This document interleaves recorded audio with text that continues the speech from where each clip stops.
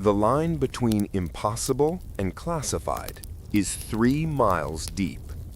In 1974, the CIA told the world they were going deep-sea mining, looking for manganese nodules at the bottom of the Pacific Ocean. It was a plausible, boring, multi-million-dollar cover story. The truth?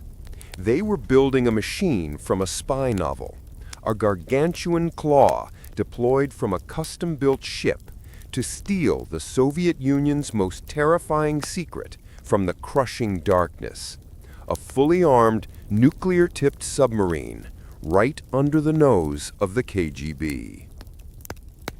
The Drowned Dragon, a ghost in the Pacific. The story begins not with a bang, but with silence. On March 8, 1968, the Soviet Golf II-class ballistic missile submarine K-129 vanished. On board were 98 crewmen, 3 R-21 nuclear missiles, each carrying a 1-megaton warhead, and 2 nuclear-tipped torpedoes. One moment, it was a ghost in the water, a key predator in the Soviet Pacific Fleet. The next, it was simply a ghost. In Vladivostok, the Soviet Naval Command descended into chaos. The submarine had missed its scheduled radio check-in, then another and another. A frantic, massive search operation began. Dozens of Soviet ships and aircraft scoured thousands of square miles of the North Pacific. They were searching blind. They found nothing. No oil slick, no debris, no radiation. The K-129 had become a $100 million hole in the ocean. But someone else was listening. Thousands of miles away, in secure facilities across the United States, the U.S. Navy's sound surveillance system, SOSUS, heard what the Soviets had missed. SOSUS was a secret network of underwater hydrophones laid across the ocean floor, designed to track Soviet subs. On March 11th, multiple SOSUS arrays picked up a specific acoustic event, not a battle, not an explosion, but a catastrophic, instantaneous implosion. U.S. intelligence analysts triangulated the sound. They could pinpoint the K-129's grave with terrifying accuracy. The Soviets were searching hundreds of miles away, in the wrong place. The Americans knew exactly where it was.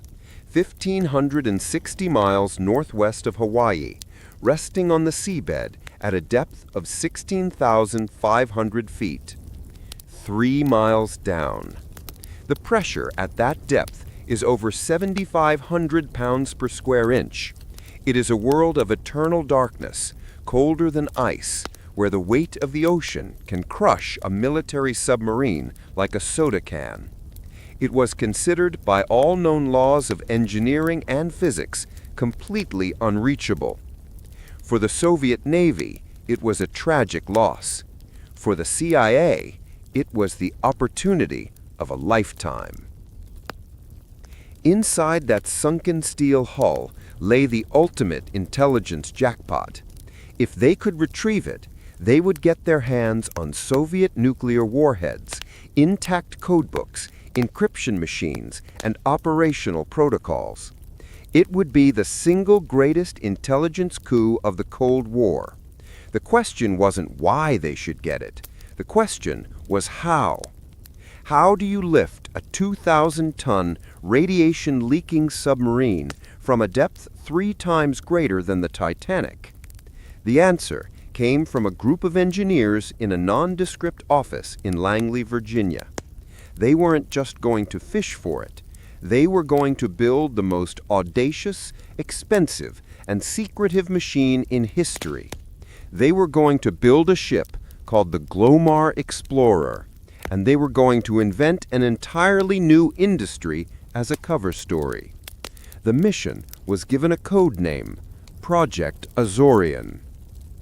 The man they chose to be the public face of this impossible mission, the perfect smokescreen, was the richest, most eccentric, and most reclusive man in the world, Howard Hughes. Chapter 2: The Billionaire's Ghost. In Langley, the problem was obvious. You cannot build a 619-foot, 50,000-ton ship, one of the most advanced vessels ever conceived, in total secrecy. It was going to be constructed in a public shipyard.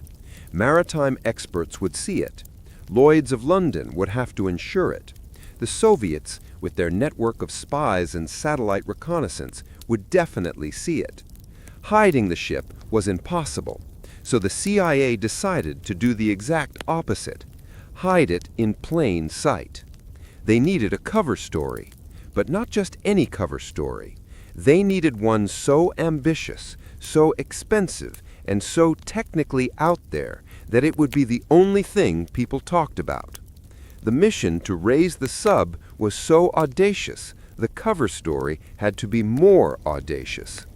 The perfect lie was deep ocean mining. In the early 1970s, the world was in the grip of an energy crisis. Resources were finite.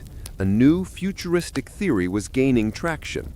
The floors of the deep oceans were supposedly littered with manganese nodules, potato-sized rocks rich in manganese, nickel, cobalt, and copper. The nation that could figure out how to vacuum these nodules from 3 miles down would corner the market on strategic metals. It was the perfect, forward-thinking, capitalist explanation for building a gigantic, specialized ship. But it created a new problem. This venture would cost an estimated $350 million, the equivalent of over $2.5 billion today. No sane corporation would spend that on unproven technology. The U.S. government couldn't do it publicly.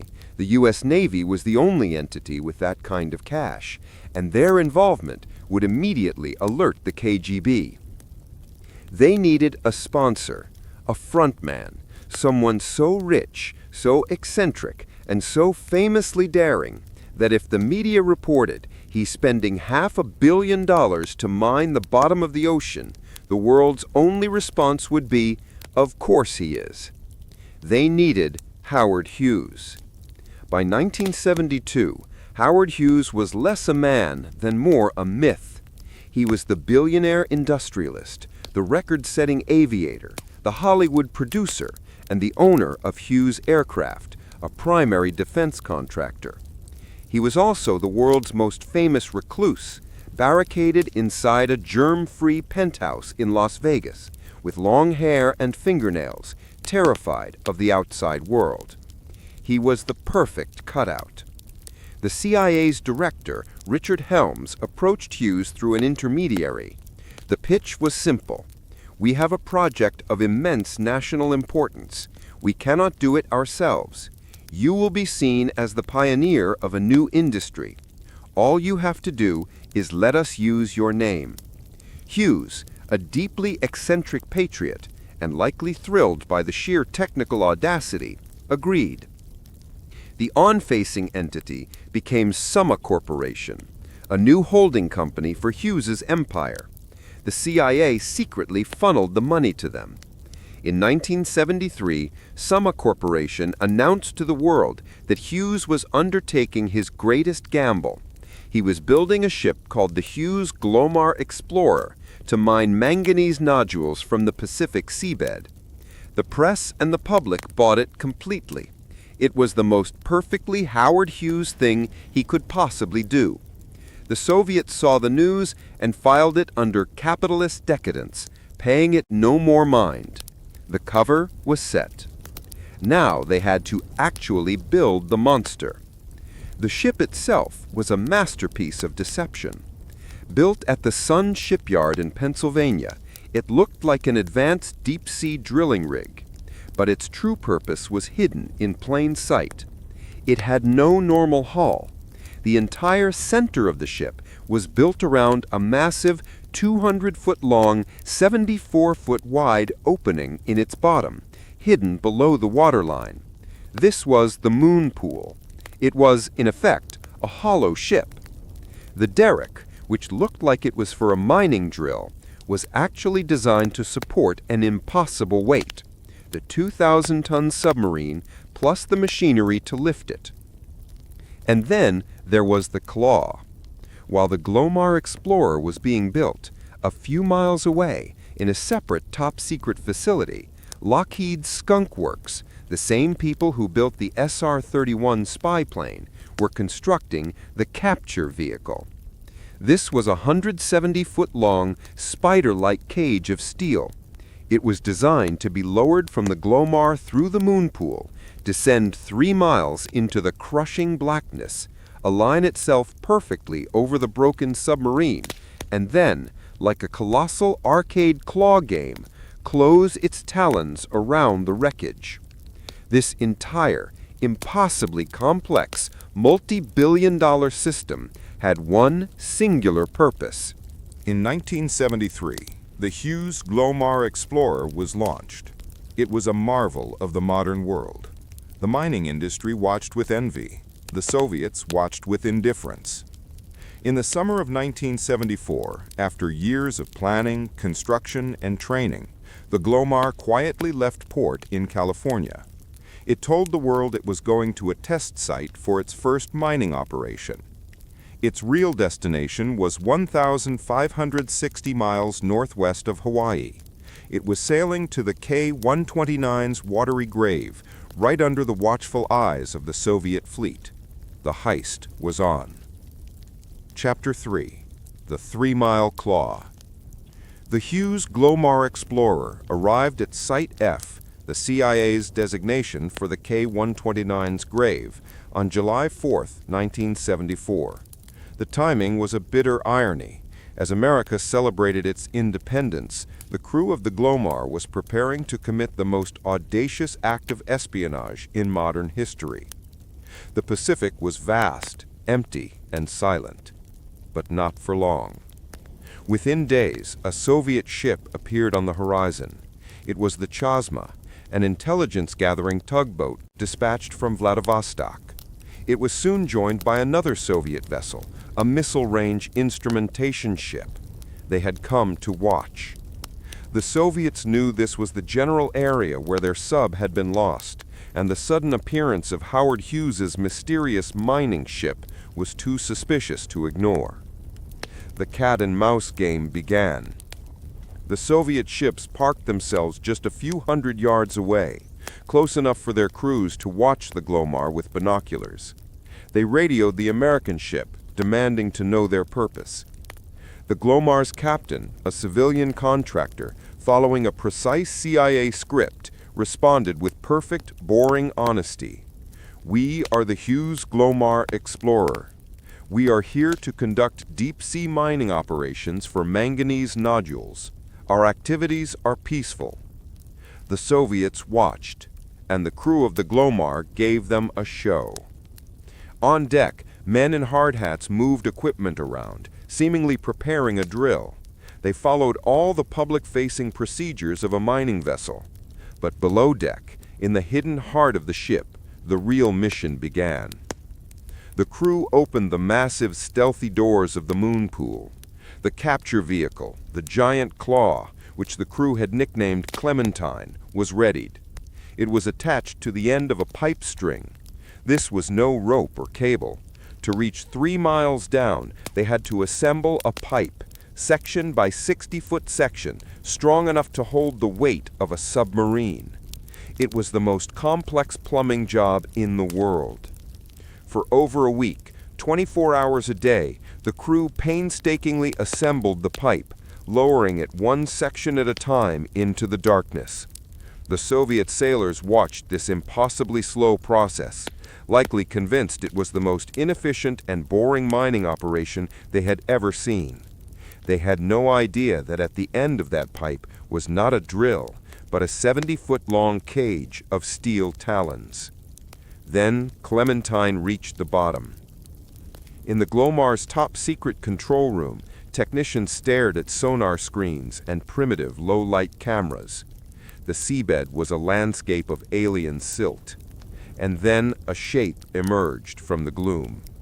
It was the K-129, or what was left of it.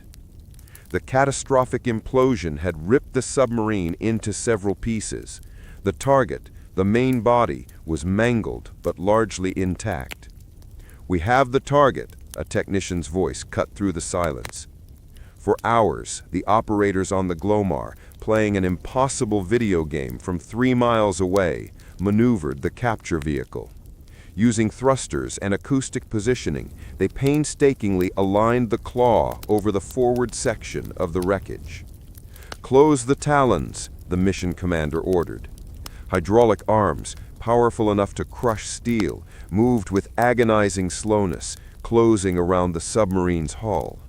Strain gauges on the Glomar confirmed the weight. They had it. The lift began. For days, the massive winches on the Glomar turned, reversing the pipe-laying process. They pulled the pipe string up, 60 feet at a time, reeling in their prize. The Soviet ships watched, oblivious. The Glomar was simply pulling its drill back up. The submarine rose from the abyss. It passed 1 mile, then 2. The strain on the derrick was unimaginable. The crew was exhausted, tense, but triumphant. They were about to make history. Then disaster struck. On the 9th day of the lift, with the submarine just 1 mile from the surface, a sudden violent shudder ripped through the Glomar. A catastrophic groan of tortured metal echoed through the hull. In the control room, the strain gauges plummeted. The sonar screens filled with debris. "We've had a failure! We've had a structural failure!" One of the capture vehicle's main talons had broken.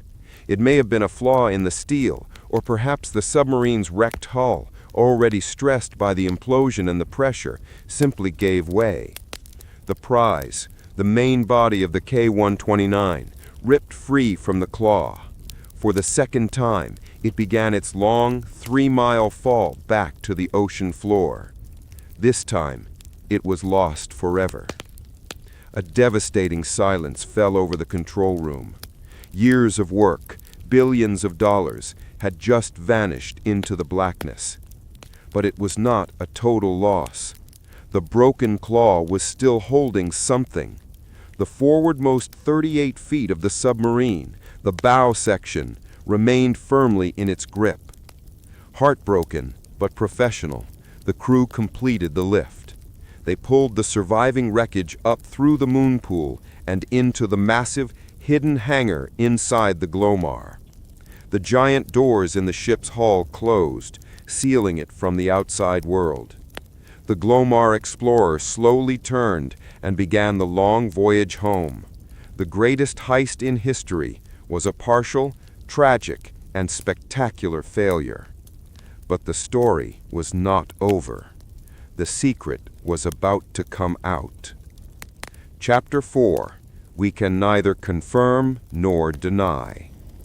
The Glomar Explorer limped back to port, a ghost ship carrying a piece of a ghost. The partial 38-foot bow section of the K-129 was unloaded in total secrecy and taken to a secure naval facility. The engineering was a marvel, the operation a failure. The CIA's prize, the missiles, the crypto machines, the code books, was all back in the crushing darkness, lost forever. But what they did find was profound. Inside the mangled steel, they found 2 Soviet nuclear-tipped torpedoes, but more importantly, they found the remains of 6 Soviet crewmen. The Cold War was a brutal, faceless conflict, but the men of the CIA and the Navy running this operation were professionals. They were not grave robbers. In a gesture of honor that would remain secret for decades, they conducted a formal burial at sea. From the deck of the Glomar, with a small contingent of sailors and CIA officers at attention, they committed the remains of their fallen adversaries back to the ocean. The service was filmed. An American naval chaplain read prayers in English and broken Russian, concluding with, "We commend their souls to Almighty God." The Soviet government would not learn of this act of respect for another 18 years. The Glomar was prepped. The CIA wanted to go back. They were determined to get the rest of the sub, but they would never get the chance. The secret was already leaking. The leak didn't come from a mole in the CIA or a spy in the crew. It came from a simple, unrelated act of common crime. Months earlier, in June 1974, the Los Angeles offices of Howard Hughes' Summa Corporation had been burglarized. The thieves, looking for cash and jewels, stumbled upon a trove of documents. Most were useless, but one was a memo, obscurely worded but clearly linking Hughes, the Glomar Explorer, and the CIA. The thieves, recognizing they had something explosive, tried to sell the information. The CIA, in a desperate attempt to buy it back, only confirmed its value. The story began to circulate in the criminal underworld, and from there, it jumped to the press. In late 1974, investigative reporters at the Los Angeles Times, and most notably Seymour Hersh at the New York Times, began piecing the story together. It was too fantastic to be real. A giant claw? A secret submarine? Howard Hughes? It sounded like a screenplay. The CIA, now under the command of Director William Colby, was in a panic. The Ford administration was terrified that if the story broke, the Soviets would see it as an act of war. It would shatter the fragile détente they were trying to build. Colby did the unthinkable. He went in person to the editors of America's most powerful newspapers. He walked into the offices of the New York Times, the Washington Post, and the LA Times. "Gentlemen," he said in effect, "the story you are chasing is true, and if you print it, you will cause a grave and irreparable injury to the national security of the United States." He was asking the free press to censor itself. And in an act of patriotic restraint that is almost unimaginable today, they agreed. The editors sat on the greatest scoop of their careers. The secret held. For a few weeks. On February 7, 1975, the Los Angeles Times, feeling the pressure from other outlets, finally published a story. It was vague, but it was out. That was all it took. The dam broke. On March 18, 1975, columnist Jack Anderson broke the full, detailed story on national television. The next day, Seymour Hersh, now free from his promise, published his blockbuster report in the New York Times. The world went insane. The story was everywhere. It was the only thing anyone talked about. Project Azorian, the press mistakenly called it Project Jennifer, was revealed to a stunned public. The reaction was a mixture of awe at the audacity and horror at the government's deception. The Soviet Union, for its part, was humiliated. They had been watched, outmaneuvered, and robbed, and they hadn't even known it. They issued a furious diplomatic protest, but there was little they could do. The Americans already had their hands on a piece of the sub. The story had one final, lasting legacy. With the operation now public, journalists and historians began filing Freedom of Information Act, or FOA requests, demanding the CIA release all its files on the Glomar. The CIA was trapped. They couldn't release the files, as that would confirm a sensitive operation. But they couldn't deny the files existed, because the whole world was already talking about it. So their lawyers invented a new, ingenious, and infuriating response. In their official reply, the CIA wrote that it could neither confirm nor deny the existence of the materials requested. It was the birth of the Glomar response. It has since become the U.S. government's standard answer for any request about a classified program. The greatest technical heist of the Cold War had failed to get its prize, but it had succeeded in creating the most powerful tool of government secrecy ever put to paper. The Glomar Explorer itself, its mission over, was eventually sold for scrap, its giant claw dismantled, its moon pool sealed, but its legend was secure. A billion-dollar ship, built on a lie, to chase a ghost at the bottom of the world.